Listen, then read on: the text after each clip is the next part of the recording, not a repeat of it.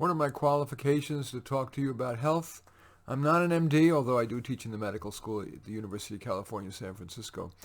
My real qualification is that from when I was a child, I was worried about dying young. I remember being 10 years old and lying in bed, unable to fall asleep, and calculating in my head, well, let's see, the average life expectancy is 70. I'm 10. That means I have 6/7 of my life left. That's 83%. I mean, that was the kind of crazy kid I am. And that's, unfortunately, pretty much my fear of death, and especially dying, has stayed with me my entire life. And now I am approaching 70. I'll be 70 in June. And so I've spent a lot of time thinking about health. But despite my, let's just say, thorough thinking about it, I like to think that I've taken quite a moderate approach to the maintaining of health. I'm not somebody who chases fads, but who makes a careful assessment of what's worth doing and not worth doing in terms of probabilities. There's no guarantees, and especially as we enter the world of precision medicine, there's going to be far more individual advice. So this generalized advice may not be stand the test of time, but certainly it has stood the test of time. And so I'm going to share with you my best thoughts about diet, about exercise, about stress management, about substance abuse, about mental health, and about preparing for your doctor's appointments. Okay, diet. Of course, we all know there's this huge industry that's made a fortune selling the diet du jour, from the South Beach diet to keto. And very quickly, there's usually evidence that A, the diet doesn't work, or that it's got side effects that outweigh its advantages. And I'm starting to see already that there are some significant disadvantages of keto, and the logic to me, for example, of intermittent fasting. While there is some good evidence in its favor, I think it's too recent. It doesn't, the older I get and the more fads and trends that I've seen in everything, but certainly related to health, the more I rely on common sense. For example, they used to tell you that, hyper vigorous exercise was going to be most beneficial for you. And now they're finding that moderate exercise for longer. And it makes sense that running your heart rate at 3 times the normal rate for, a half hour a day, or let alone the HIT, the intermittent training, for 5 minutes is long-term salubrious. Of course, when you're young, you can handle anything. And in itself, it's not going to kill you. But again, this is common sense, and I'm not an MD. You should indeed consult your trusted health professional, excuse me, before you make any major health decisions. But when I look at people who are where in the passage of time, in their 50s, 60s, and 70s, actually those that have been the most vigorous exercisers, excuse me a minute, those that have been the most vigorous exercisers do not have the greatest longevity. And in fact, as I look at their skin tone, which is approximate, their amount of wrinkling and therefore cellular degeneration, as I look at the vigorous athletes, they don't seem to age well. And I believe that the longevity data for extreme athletes does not show that they'll live longer. So I'm a real fan of common sense and moderation regarding diet. Diets generally not work, and there is pretty good evidence over the long term that yo-yoing is not good for you. Your body does want to be a certain weight that is largely determined by your genetics. And what I urge would be to eat, not go on diets, but accept your basic, unless you're morbidly obese, that is a BMI of over 30, that you accept your basic body type, and then just, if you're going to try to control your calorie consumption, then do it simply in little baby increments. Eat a little, make a deal with yourself. You're going to eat, leave a bite or two on your plate. If there's one bugaboo that you have, let's say you love cheese as I do, decide that you're going to have no cheese in the house, or one small packet every 2 weeks or something like that. If you love going out to eat like I do, And I say to myself, I have a rule. I'll eat one piece of bread, not two or three. I will order my favorite thing on the menu that is not high calorie. Little things like that over the long term can keep your weight under control. I think that really pretty well defines the essence of what the literature says. And I seem to recall a Harvard Medical School study or Harvard Health Letter study that found that was indeed the wisest approach. It may not have been Harvard, it may have been Tufts, it may have been some UC Berkeley's Health Letter, but some reputable source. And I'm not interested in the latest study, because remember, professors get their and researchers get their grants and their money based on the latest and greatest.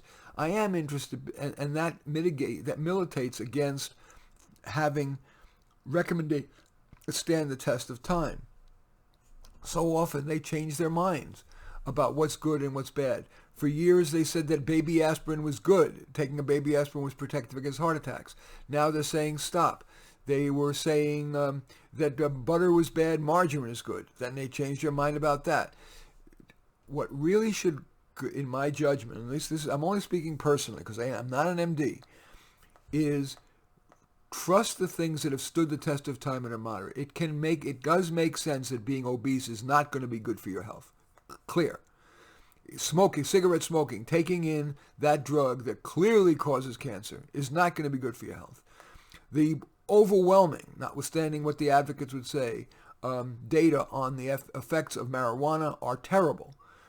Increased cardiovascular risk even in the young, memory issues, increased risk of mental health issues, even severe ones, especially for teenagers, but in general, it can't make sense to me that smoking, whether it's cigarettes or marijuana, which I believe, is really, they've done a great job of marketing it, but I really don't think that is going to be in our best interest as time goes on. And this is I'm not some right-wing reefer madness nut like they were talking about in the 1940s.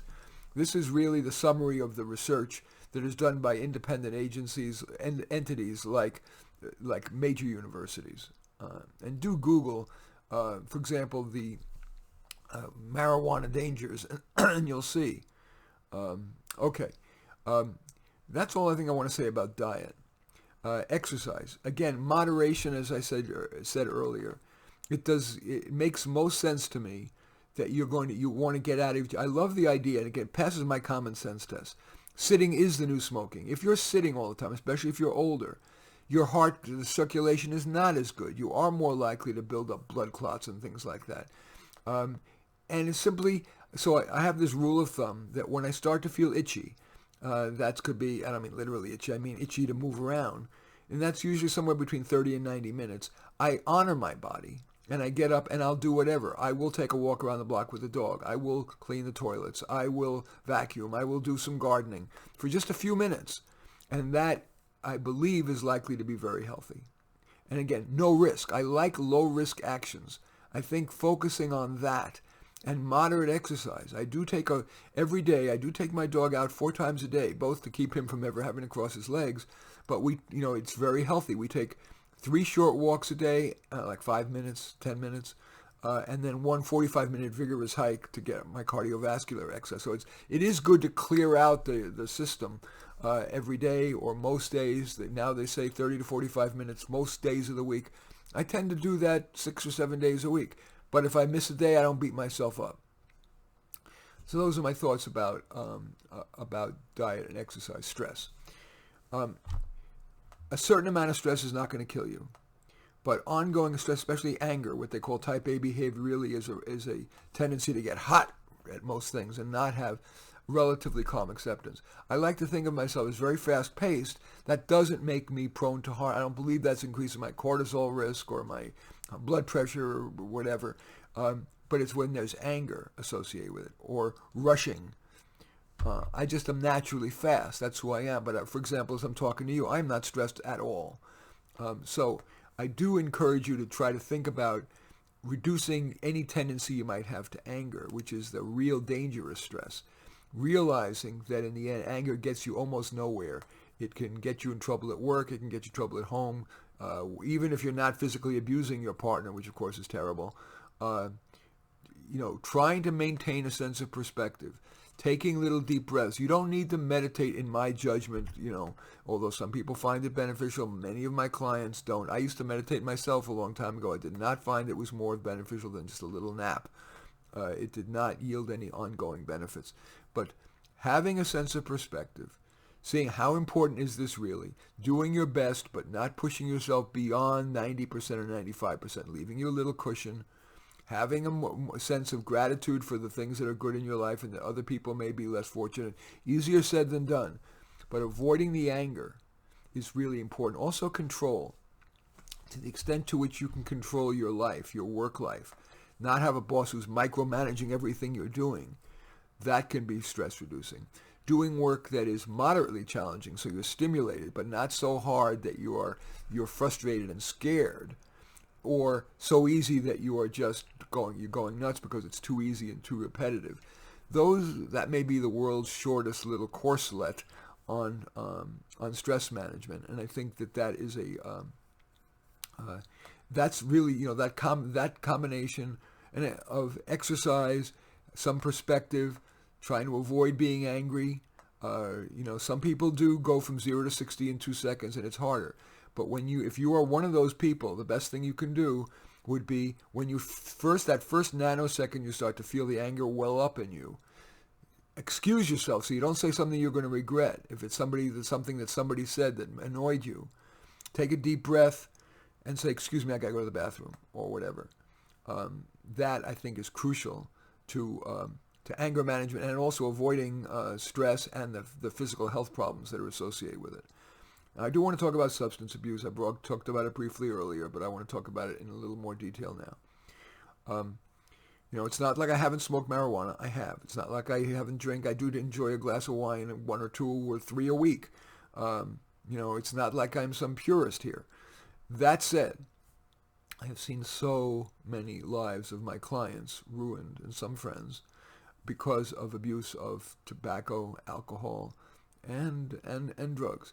Yes, I mean, certainly if your MD, not a pot doctor, but your MD says, I really think that marijuana would be appropriate for you for whatever. It's the treatment of choice for sleep, or for pain reduction, or nausea reduction. Of course. And even, hallucinogens. If I were at end stage, if I was dying, bring out the LSD, bring out the mushrooms. Absolutely. But except in those circumstances, for people who do drugs for fun, because they're bored, to be more relaxed, when they're in social situations, I would, and I'm saying this advisedly, I would beg you to try to find other approaches, because I've seen lives so devastated, both in terms of physical health and mental health, motivation, memory, the whole package. And while people may smile at you as being the fun person at the party because you're high and you're saying all these outrageous things, quietly, people whose respect you care about are not going to feel very good about you being a person who is they will look down upon you. So I beg you, I do beg you, and especially as a parent for your teens, to hug your teenager and say, I love you. Obviously, I can't monitor you every minute. I'm not here to be a full-time policeman or anything like that, but I beg you to hang out with kids who are not abusers of substances. There are, as corny as it sounds, there are great ways to get high on life. That includes getting involved in theater or in sports, or enjoying nature, or writing, or, there's so much. Love, sex. The drug thing is really problematic for most people. I will let you know that you are listening to How to Do Life. I am Marty Nemko.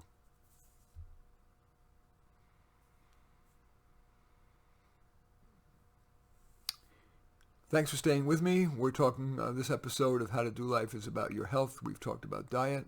We've talked about exercise. We've talked about dealing with stress. We've talked about substance abuse. And now I want to talk about mental health.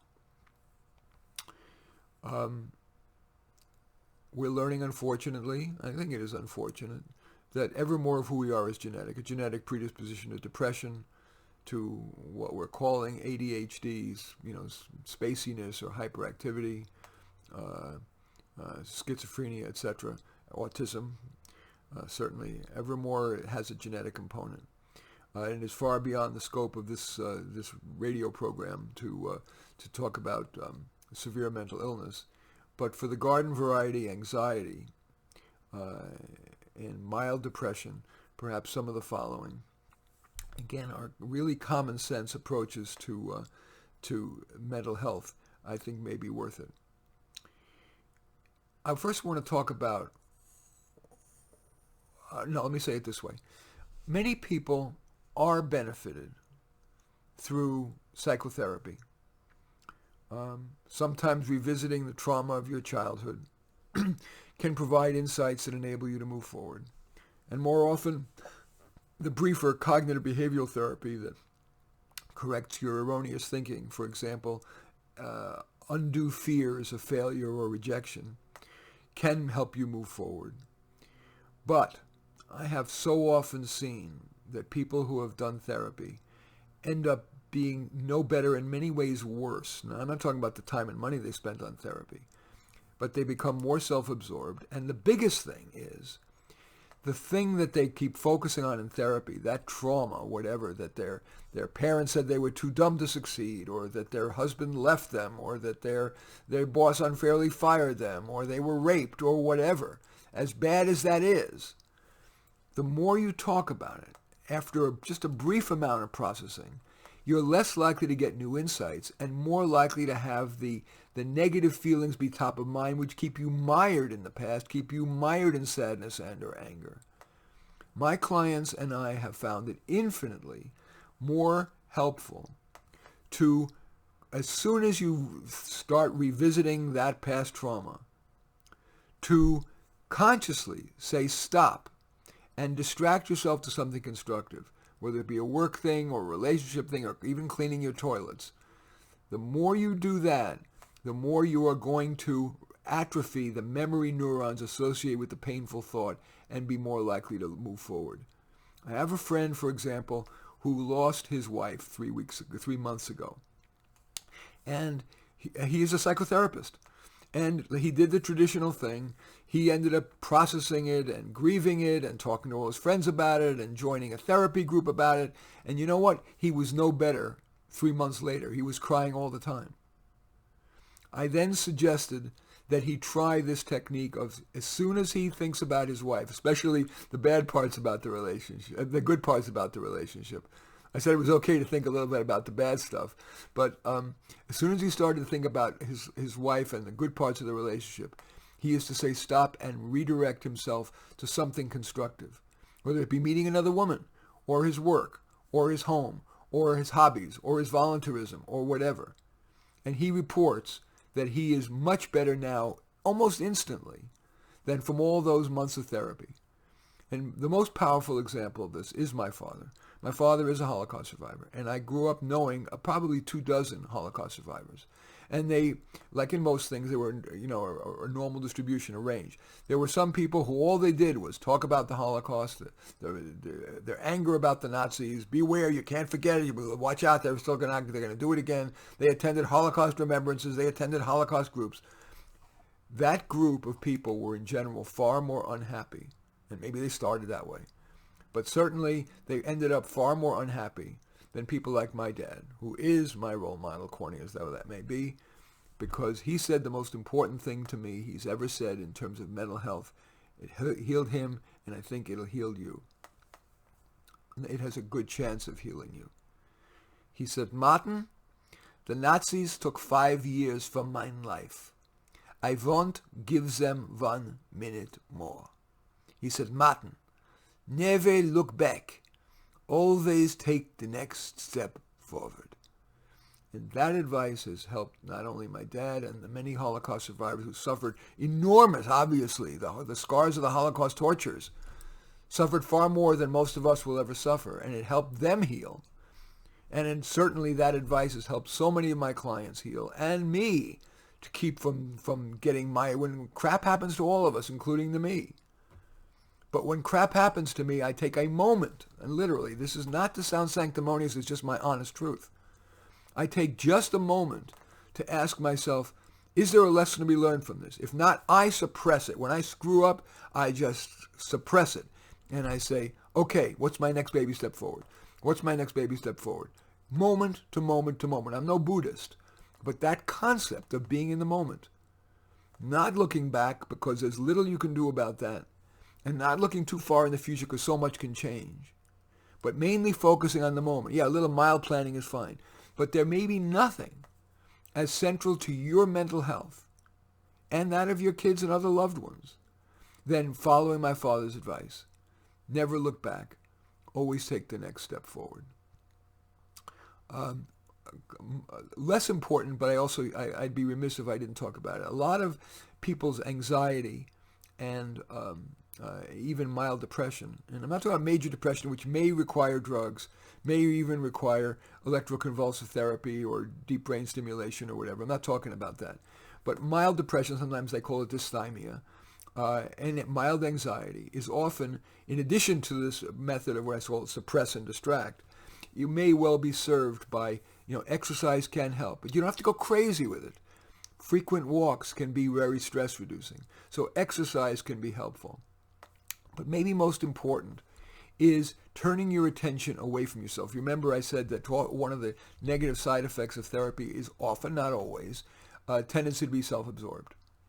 So if you can turn your attention outside to not your own self-absorbed and or potentially even narcissistic needs, but to helping others, whether at work or in your volunteer work, a friend, a family, whatever, that can be very healing of that mild anxiety. And also staying super busy, filling your day with constructive activities. One of my favorite comments that a client had when I suggested that he do that, and he ended up filling much of his days with activities instead of ruminating about his anxiety. I asked him at the next session, I said, how's your anxiety doing?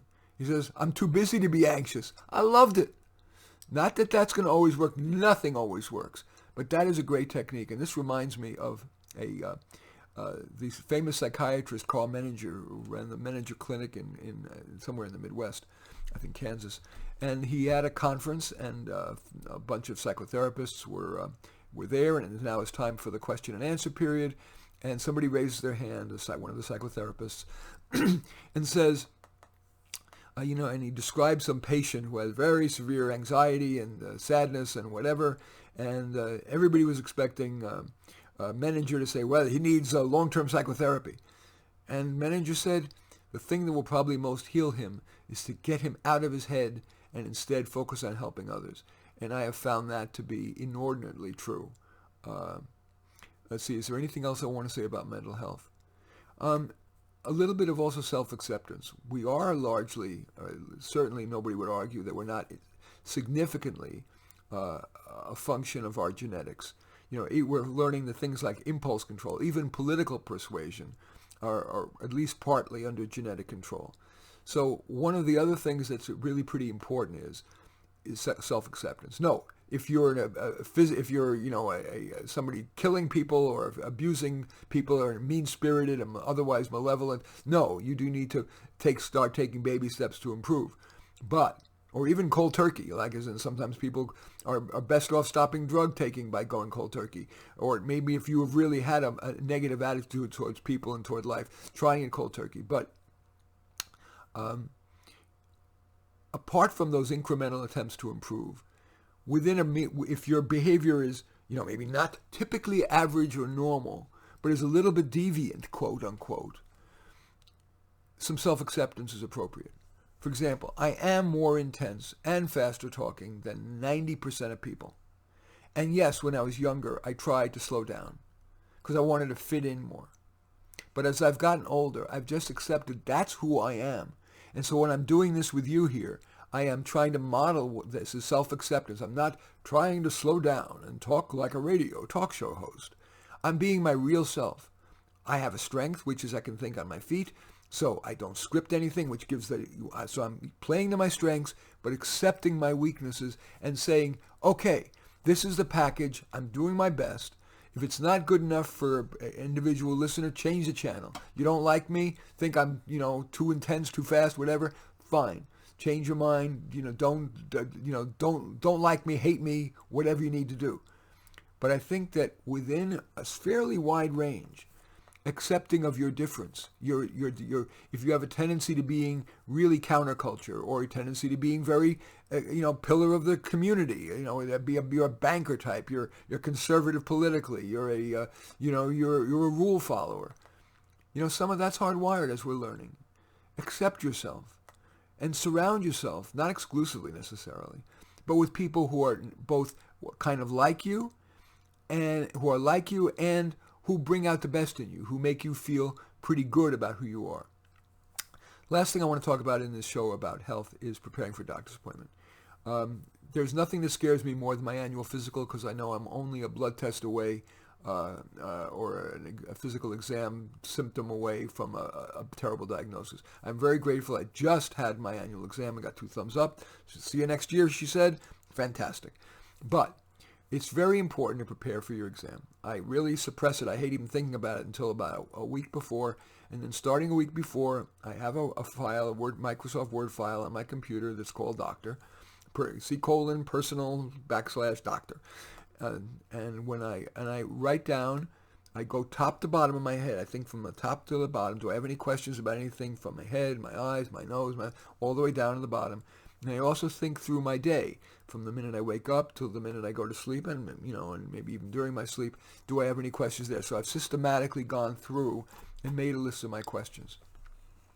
And I bring those questions with me in writing, because while I have a very good memory, I get nervous. I'm very nervous in the doctor's office. We can be adaptive about how we treat our doctor's appointment. For example, I get so nervous for the reason I said, that when you go to the doctor's office, you're just one blood test away from a death sentence. So I'm really nervous. So I don't let them take, for example, my blood pressure in the doctor's office. I have a little blood pressure machine at home. I take it, I don't know, once a week, once a month, maybe once a month, maybe 12 times during a year. And I bring the printout so that so the doctor gets a much more realistic estimate of what my real blood pressure is, which thank God is good. So adapt your doctor's appointments to your needs.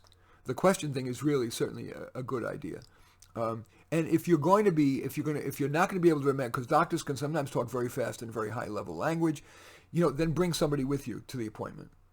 Anyway, those are my thoughts on how to prepare. And so now I want to end this show as I end every show, reminding you, this is Marty Nemko, and that's not, you don't need to be reminded of that. That's not important. But reminding you that we do find comfort, especially in this era where there is a lot of group thinking going on. We find comfort among those who agree with us, growth among those who don't.